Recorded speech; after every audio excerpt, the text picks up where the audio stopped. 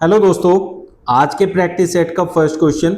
दी गई आकृति में कितने आयत हैं। तो कई बारी भाई आयत भी पूछ लेता है, तो आयत का भी हमें नॉलेज होनी चाहिए कि आयत वाले क्वेश्चन कैसे करते हैं। हमेशा त्रिभुज वाले ही नहीं आते हैं, आयत भी आ जाता है कई बार। एसएससी, आप रेलवे या फिर कोई भी जो आपके पुलिस के एग्जाम होते हैं उनकी आप प्रिपरेशन कर रहे हैं, रीजनिंग की तैयारी चाहते हैं, तो डेली एक प्रैक्टिस सेट लगा सकते हैं हमारे चैनल पे। चैनल को सब्सक्राइब कर लेना, बढ़िया लगेगा ना सेशन यार, लाइक कर देना भाई एक बार, है ना। चलिए स्टार्ट करते हैं इस सेशन को। इसमें आयत ढूंढने हैं। अब ये होता है वर्ग। अगर उसने स्पेशली कहा है आयत, तो हमें सिर्फ आयत पे फोकस करना है। तो आयत इन दो आकृतियों को मिलके मिलेंगे, क्योंकि एक से बनेगा वर्ग। तो एक आयत है ना। अब यहां से आप बात करोगे तो दो आयत ऐसे।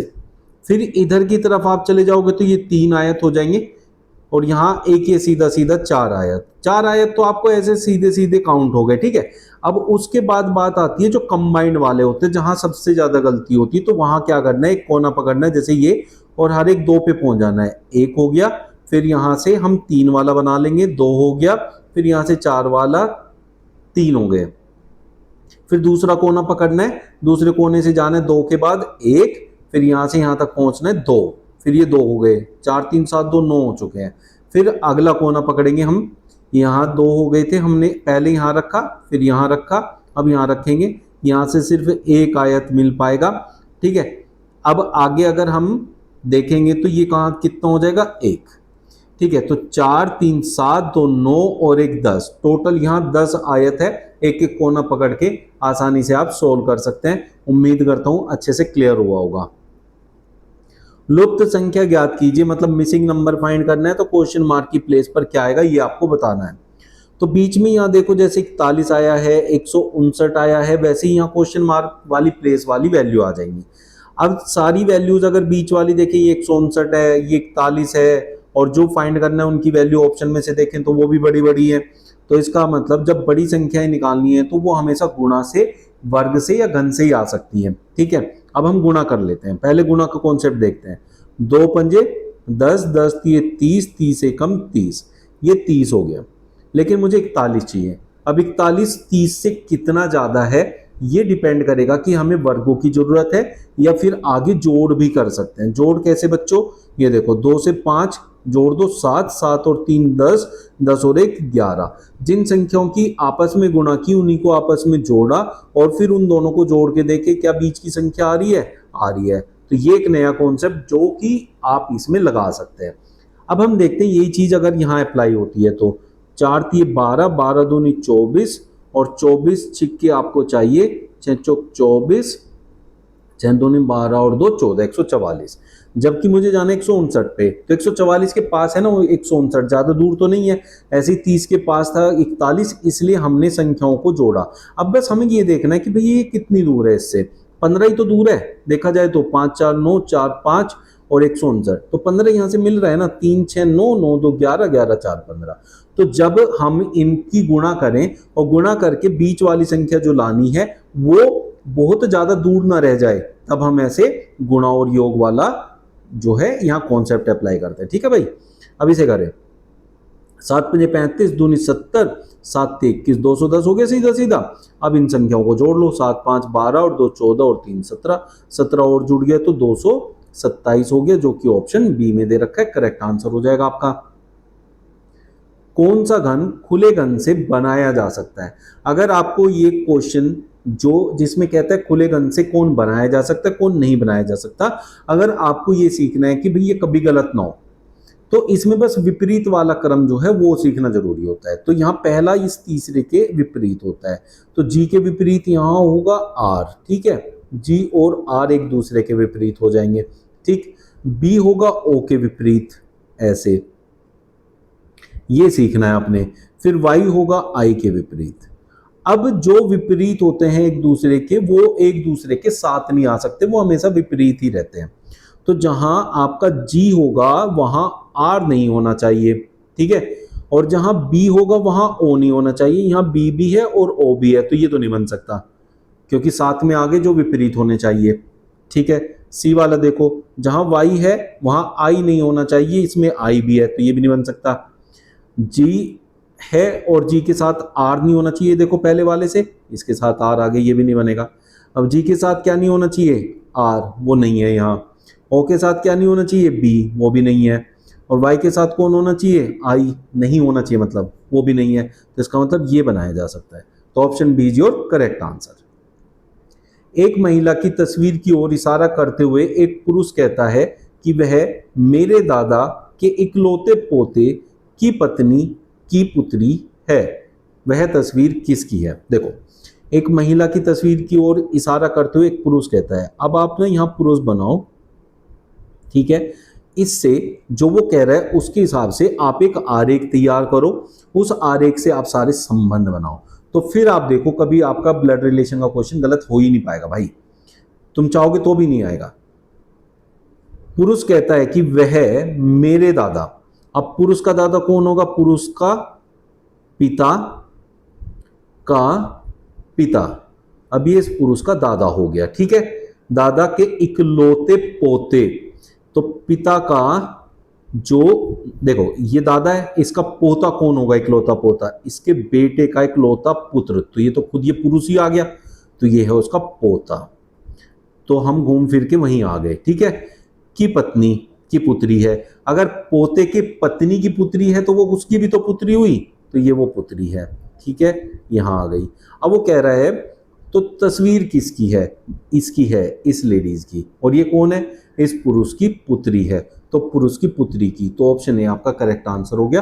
देखो आराम से आप लोग क्या बना सकते हो, यहाँ आप लोग ये आरेख तैयार करोगे, इस आरेख के बाद गलत करके दिखाओ, सारे रिश्ते आपके सामने क्रिस्टल क्लियर हो जाते हैं, एक एक रिश्ता समझ में आता है। चलो भाई, हो गया ये समझ में, आगे तो अगला देखते हैं। कथन और निष्कर्ष के क्वेश्चन देख लेते हैं। अब कथन वाले में वो कह रहे हैं सभी मेंढक कछुए हैं, तो यहाँ मेंढक बनाओ, ठीक है, ये मेंढक हो गया। अब मेंढक को हम एक आरेख से तैयार करेंगे और उसका रिलेशन देखेंगे। यहाँ क्या कह रहा है, वो कह रहा है सभी मेंढक, मतलब पूरे का पूरा कवर होगा कछुए के अंदर। तो जब सभी की बात होती है तो ऐसे दूसरे आरेख के अंदर आ जाता है ये, और वो है कछुए का आरेख, तो इसका मतलब सारे मेंढक कछुए हुए, ठीक है।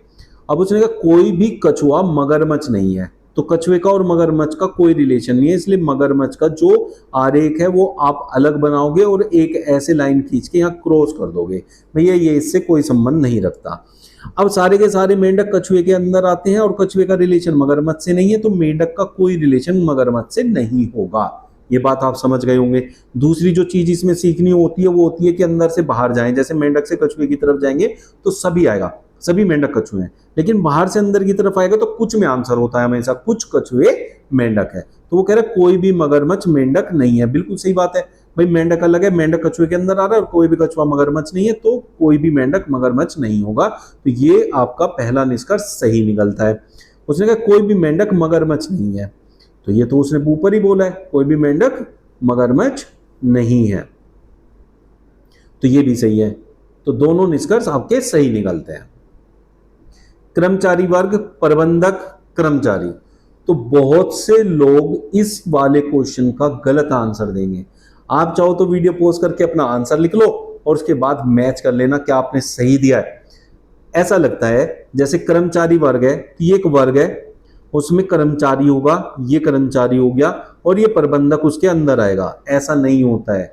कुछ कर्मचारी ऐसे होते हैं जो प्रबंधक भी होते हैं और कुछ प्रबंधक नहीं होते हैं, लेकिन आएंगे सारे कर्मचारी वर्ग के अंदर, तो ये कर्मचारी वर्ग बनेगा, उसमें ये कर्मचारी होगा, और इस कर्मचारी में से कुछ लोग ऐसे होंगे जो प्रबंधक होंगे, तो इसलिए ऑप्शन बी करेक्ट आंसर होगा। बहुत से बच्चे जो है वो पहला जो आरेख मैंने बताया उसको सोचेंगे।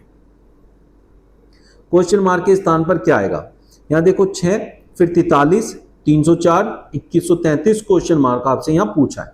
तो 6 से 43 काफी दूर है, लेकिन मैं अगर 37 ऐड कर दूं 6 में तो भी मुझे 43 मिल जाता है, तो ये अंतर का क्वेश्चन हमें महसूस होगा, ऐसा लगेगा मैं अंतर का क्वेश्चन है। लेकिन 6 से 43 तक जाना अंतर तो ठीक है, लेकिन 43 से 304 पे जाओगे तो अंतर इतना बड़ा हो जाएगा कि फिर अंतर में कोई भी एक सीक्वेंस नहीं बनेगा, मतलब अंतर में कोई पैटर्न नहीं मिलेगा। तो ऐसे जो भी क्वेश्चन होते हैं वो गुणा के क्वेश्चन होते हैं। तो जैसे 6 से 43 पे जाना है तो मैं क्या करूं, देखूं 6 सते 42 होता है, तो उससे एक ज्यादा है, तो मुझे 43 मिल गया। अब 43 से 304 पे जाऊं तो यहाँ 7 गुना किया था तो 43 का 7 गुना करूं तो कितना होता है, 7 21, 7 चौक 28 और 2 30। अब देखो यहाँ भी 7 गुना किया और कितना है 301, यहाँ कितना है 304, जाने के लिए मुझे कितना जोड़ना पड़ेगा 3। अब जब मैं 6 से 43 पे जा रहा था तो मैंने 1 जोड़ा था, 43 से 304 पे जा रहा हूं तो मुझे 3 जोड़ना पड़ रहा है। तो इसका मतलब ये एक सीक्वेंस बन गया, गुना तो 7 से ही हो रही है हर बार, तो इसका तो कुछ नहीं करना है, ये चेंज नहीं होगा।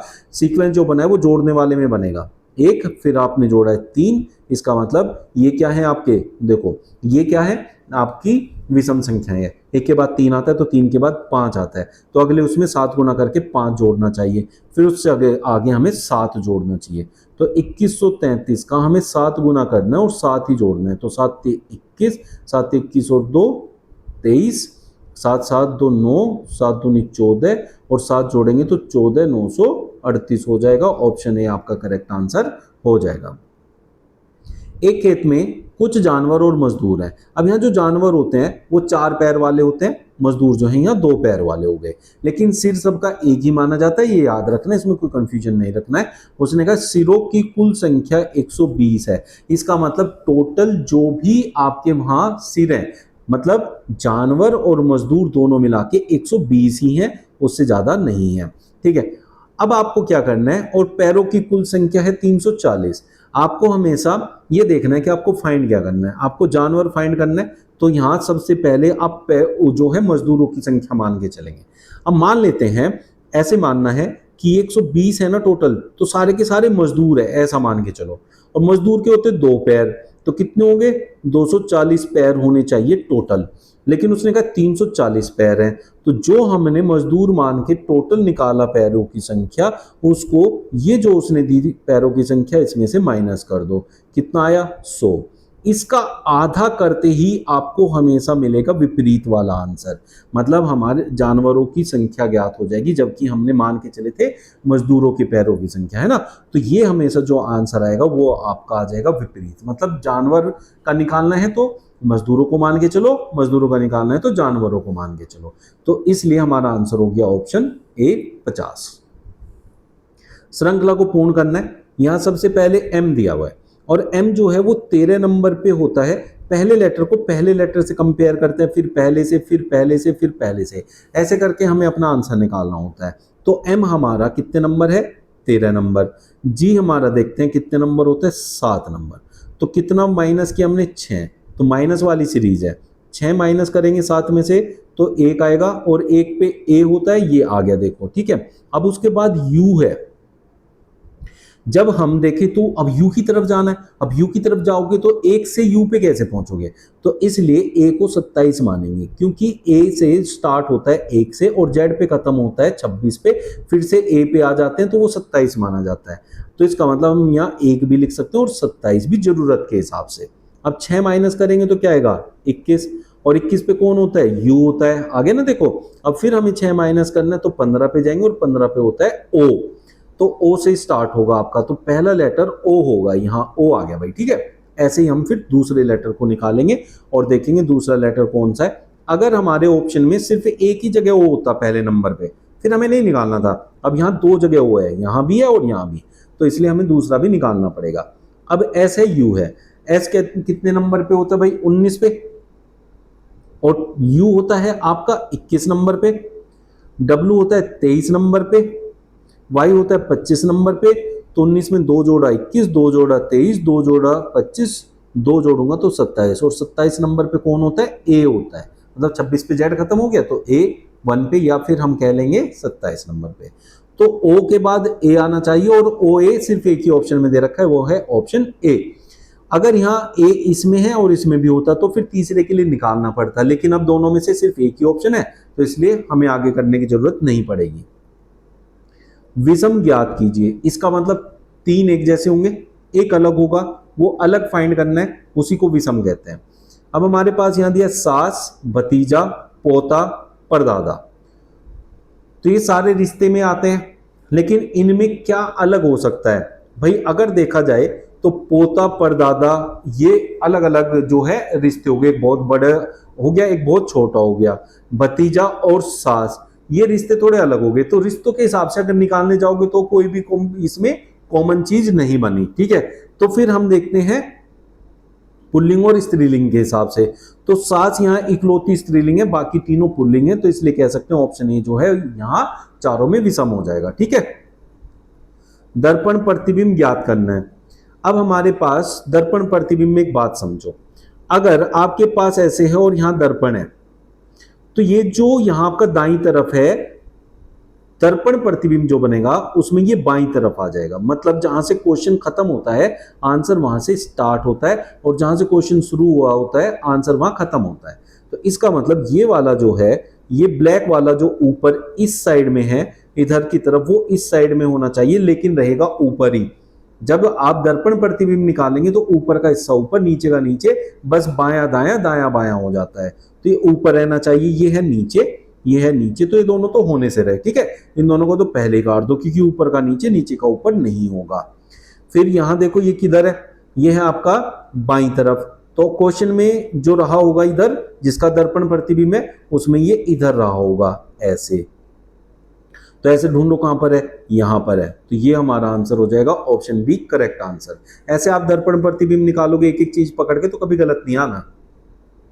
लड़कियों की लाइन में वाणी आगे से 6ठे स्थान पर है और स्वाति पीछे से 9वें स्थान पर है। वाणी और स्वाति के मध्य 7 लड़कियां हैं, तो पंक्ति में कुल कितनी लड़कियां हैं। मान लेते हैं ये वाणी है, वो कह रही कि लाइन में आगे से 6ठे स्थान पर है, तो इधर कितने व्यक्ति हैं, 5 व्यक्ति, 6ठे नंबर पे खुद बैठी है। और पीछे की तरफ से स्वाति वो 9वें स्थान पर है, तो इधर 8 व्यक्ति 9वें पे खुद बैठी है। ठीक है, अब बात को समझते हैं। उसने कहा स्वाति और वाणी के मध्य ना 7 लड़कियां हैं। ऐसा भी तो हो सकता था पीछे से अगर 8वें नंबर पे है, क्या पता इधर कूद जाती। लेकिन इसका जो सबसे आसान हल होता है वो ये होता है कि इनके बीच में अगर हम 7 व्यक्ति बैठाते हैं तो वो ऑप्शन क्लियर कर देता है हमें कि भाई कितने हो सकते हैं। अगर ये इधर क्रॉस कर जाती फिर ये जो है कम हो जाते हैं। लेकिन ऑप्शन में देखो 20, 21, 22, 23 ये बड़ी संख्याएं, जब बड़ी संख्याएं तो इसका मतलब इनके बीच में रहेंगे। तो क्या होगा, 7 व्यक्ति यहाँ पे बैठे हुए हैं, ठीक है, और 9 व्यक्ति इधर है, 7 9 16, 6 इधर है, 16 और 6 22, तो टोटल 22 व्यक्ति इसमें बैठे हुए हैं। निम्नलिखित विकल्पों में से वह शब्द चुनिए जो दिए गए शब्द के अक्षरों का प्रयोग करके नहीं बनाया जा सकता। मतलब इसमें जो जो लेटर मौजूद है अगर उन लेटर को प्रयोग करके बनाओगे तो बनाया जा सकता है, अगर उन्हें प्रयोग नहीं करोगे तो हम कहेंगे वो नहीं बनाया जा सकता। तो जो भी लेटर यूज करोगे वो यहां से करना है। अभी देखो करेज, ये तो पूरा का पूरा यहीं से बन गया। फिर आते कोर्ट पे, कोर्ट में टी दिया हुआ है जो कि ऊपर नहीं है मौजूद, तो ये नहीं बन सकता, बाकी सब बन सकते होंगे। एक बार मैं क्रॉस चेक करा देता हूं आपको। जैसे उसने कहा रेस, आप देखें RACE है ना, एनकोर ENCOR और E, तो ये बन जाएंगे। तो ऑप्शन बी नहीं बनेगा, यही हमारा करेक्ट आंसर है। प्रिया का जन्मदिन 11 अप्रैल मंगलवार को है। 11 अप्रैल, अब 11 अप्रैल, ठीक है भाई, को क्या है, मंगलवार है। ये बस आपको यहां सेट करना है, ठीक है। अब अप्रैल में जो होता है वो 30 दिन होते हैं, तो इस 30 में से आप ये 11 माइनस कर दोगे तो आपके पास क्या बचेगा, इस महीने के बाकी दिन। तो इस महीने के बाकी दिन निकाल लिया आपने 19 प्लस, अभी क्यों निकाले अभी समझाता हूं आप लोगों को, आगे वो क्या कह रहा है उसे समझो। मंगलवार को उसी वर्ष रानी का जन्मदिन सप्ताह के किस दिन आएगा यदि रानी का जन्म 31 अगस्त को हुआ है। 31 अगस्त तक जितने दिन बैठेंगे 11 अप्रैल से, वो टोटल दिन आपको निकाल लेने हैं। अब वो कैसे निकलते हैं कि वो महीने के हिसाब से। अब जैसे इस महीने में 19 दिन बाकी हैं वो लेना है, मतलब जितने दिन का महीना होता है उसमें से इस तारीख को माइनस कर दो, बाकी दिन आ जाएंगे।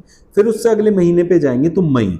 अब मई कितने का होता है, मई होता है 31, जून होता है 30, जुलाई होता है 31 और अगस्त भी होता है 31। अब जुलाई और अगस्त ऐसे 2 महीने हैं जो लगातार 31 दिन के होते हैं। अब उसने कहा रानी का जन्म है 31 अगस्त को, तो क्या करो आप ये सारे दिन ऐड कर लो, कर लेते हैं। तो 30, 30 दूनी 60, 30 3 90, 3 चौक 12, ठीक है भाई, 120 और 1 21 और 19, 21 9 30 10 40, 41 42, 142 दिन बचे हमारे पास, बन गए मतलब। अब आपको पता है कि हर 7 दिन पे वही दिन रिपीट होता है। जैसे 7 तारीख को सोमवार है तो 7 जोड़ोगे तो 14 को भी सोमवार होगा। हर 7 पे दिन रिपीट होता है, इसलिए हम देखेंगे 142 में 7 कितनी बार रिपीट होता है। तो इसलिए हम करेंगे 7 दूनी 14, ये हमने किया, ये शेष आ गया। तो इसका मतलब 2 दिन एक्स्ट्रा बचेंगे। 7 बार 2 बार ये रिपीट हो गया, मतलब यहाँ एक जीरो आएगा। 20 बार रिपीट हो गया, 20 बार 7-7 करके आ गया, बट 2 दिन एक्स्ट्रा बचे। ये जो शेष बचता है इसको आपको इस मंगलवार में जोड़ देना है। तो मंगलवार के बाद एक दिन जोड़ोगे तो बुधवार, एक दिन जोड़ोगे तो बृहस्पतिवार, मतलब गुरुवार कह सकते हैं। तो इसलिए ऑप्शन डी करेक्ट आंसर हो जाएगा।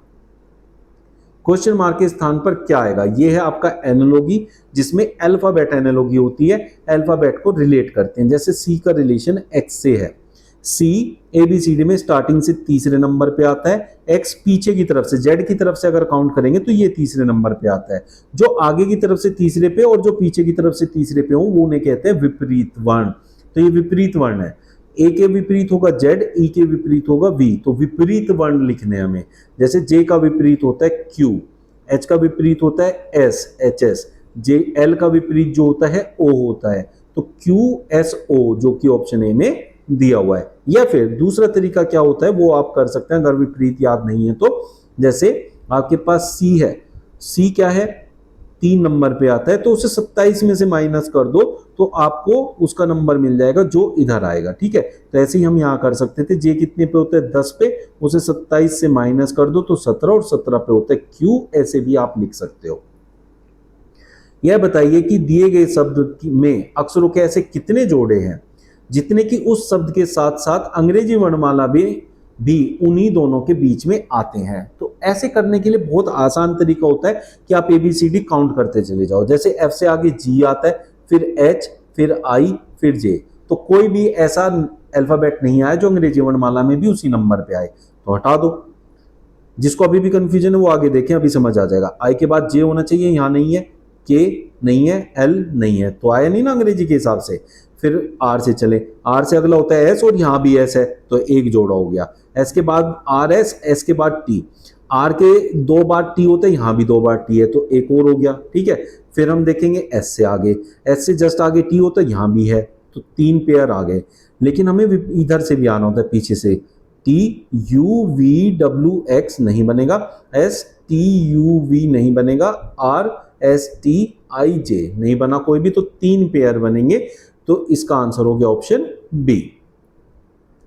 संख्या 5, 8, 3, 1, 6, 4, 9 में ऐसे कितने अंक है जो प्रारंभिक अंक से उतनी ही दूर है जितने की जब उनको अवरोही क्रम में लिखने पर हो? सेम क्वेश्चन है जैसे पीछे किया, बट ये नंबर्स में आता है। 2 टाइप के होते हैं, इसीलिए मैंने दोनों क्वेश्चन को लगातार लिया ताकि आपको टाइप समझ में आ जाए। अब उसने कहा ये नंबर है आपके पास 5, 8, 3, 1, 6, 4, 9, इन्हें आपको आरोही क्रम में लिखना है। आरोही मतलब बढ़ता क्रम, तो सबसे छोटी वैल्यू लिखो। सबसे पहले 1 है इसके अंदर, फिर है आपकी 3, फिर आपकी 4, फिर है 5, फिर है 6, फिर है 8, फिर है 9। ये 2 नंबर ऐसे हैं जो रिपीट हुए हैं, बाकी और कोई रिपीट नहीं हुआ, तो इसलिए ऑप्शन सी आपका करेक्ट आंसर हो जाएगा। कौन सा समूह शल्य चिकित्सक को दर्शाता है जो या तो माता है या गायक है? तो शल्य चिकित्सक और माता में कॉमन देखो। शल्य चिकित्सक कौन है भाई? ये वाले। और माता कौन है भाई? ये वाले। तो इसमें दोनों में कॉमन कौन हुआ? ए और एफ। तो ए भी लेना है, एफ भी लेना है। ठीक है, उसके बाद उसने कहा गायक भी होना चाहिए। शल्य चिकित्सक और गायक, ये शल्य चिकित्सक है और ये गायक है, इन दोनों में जो कॉमन आएगा वो दोनों होंगे, तो सी। तो ए एफ सी तीनों लेने हैं क्योंकि उसने या का प्रयोग किया है, या तो माता है या तो गायक है। तो ए एफ एंड सी जो कि ऑप्शन बी में दिया हुआ है। विषम ज्ञात कीजिए, मतलब 3 एक जैसे होंगे, एक अलग पैटर्न पे बना होगा, उस अलग पैटर्न को पहचानना है। तो अगर आप यहां देखेंगे, देखो ये चारों के चारों डार्क है, मतलब इनमें ये चारों काले हुए हैं। यहाँ 2 काले हैं, यहाँ भी 2 काले हैं, और यहाँ भी। तो ये तीनों इस पैटर्न को फॉलो करते हैं, ये पैटर्न को फॉलो नहीं करता, तो ये अलग हो जाएगा। ये आपका करेक्ट आंसर होगा। उस उत्तर आकृति को चुनिए जिसमें प्रश्न आकृति पूर्ण रूप से निहित है। ये आप लोगों का होमवर्क है, कमेंट करके बताना है क्या इसका आंसर होगा, देखते हैं कितने बच्चे इसका आंसर सही दे पाते हैं। चलिए मिलते हैं कल फिर नए प्रैक्टिस सेट के साथ, जिसमें मैं डेली लाता हूँ 20 क्वेश्चन, सारे टॉपिक लगभग कवर हो जाते हैं, आपका एक बढ़िया रिकैप हो जाता है, आपको पता चलता है आप कितने पानी में हो, अभी कितनी मेहनत करनी है या कितनी मेहनत कर चुके हो। Thank you.